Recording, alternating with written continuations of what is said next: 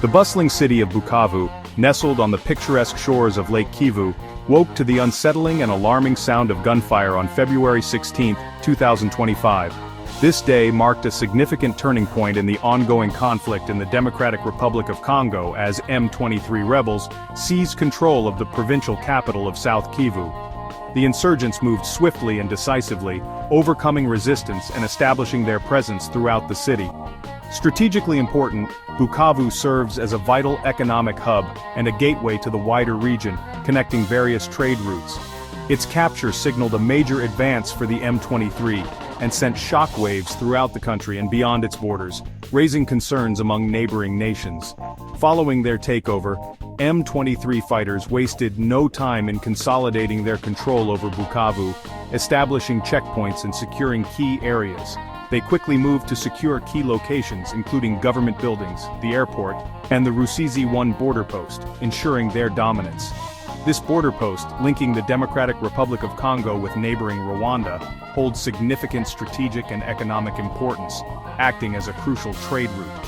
Its capture by M23 demonstrated their growing strength and their ability to potentially disrupt regional trade and movement, affecting the local economy. The presence of M23 fighters at this crucial crossing point signified a new reality for the region, one with uncertain and potentially volatile consequences for the future. The arrival of M23 fighters in Bukavu was met with mixed reactions from the civilian population.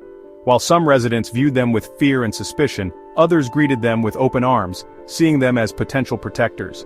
Images emerged of M23 soldiers patrolling the streets, seemingly interacting with locals in a friendly manner.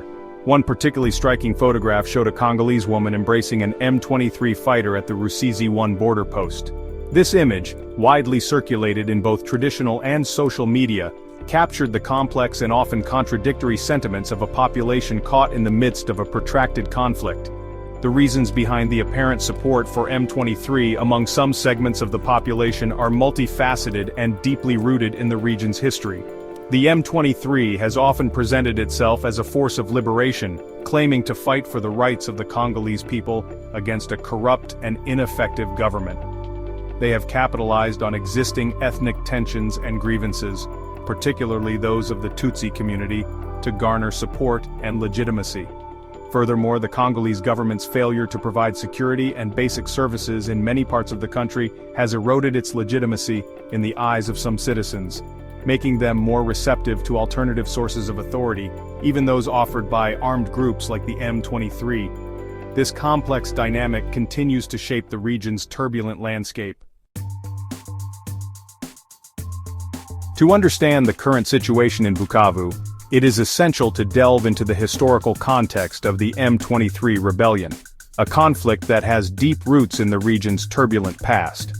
The group emerged in 2012, composed primarily of former members of the National Congress for the Defense of the People, or CNDP, a group that had its own complex history of conflict and negotiation. This earlier rebel group had been integrated into the Congolese army under a peace agreement, which was supposed to bring stability to the region. However, the M23 accused the government of failing to honor the terms of the agreement, particularly regarding the integration of its fighters and the protection of Tutsi communities in eastern Congo, which led to renewed tensions. Their grievances resonated with many who felt marginalized and threatened, providing fertile ground for the rebellion to take root and gain support among the local population. The M23 rebellion is but one chapter in the long and troubled history of conflict in the Eastern Democratic Republic of Congo, a region that has seen countless uprisings and power struggles. The region has been plagued by violence and instability for decades, fueled by a complex interplay of factors including ethnic tensions, land disputes, competition for resources, and the presence of numerous armed groups vying for power and influence, each with their own agendas. The Rwandan genocide of 1994 spilled over into Congo, further exacerbating existing tensions and contributing to the cycle of violence that has continued to this day, affecting millions of lives. The capture of Bukavu by the M23 in 2025 is a stark reminder of the deep-seated issues that continue to fuel conflict in the region and the challenges of achieving lasting peace, highlighting the need for comprehensive solutions.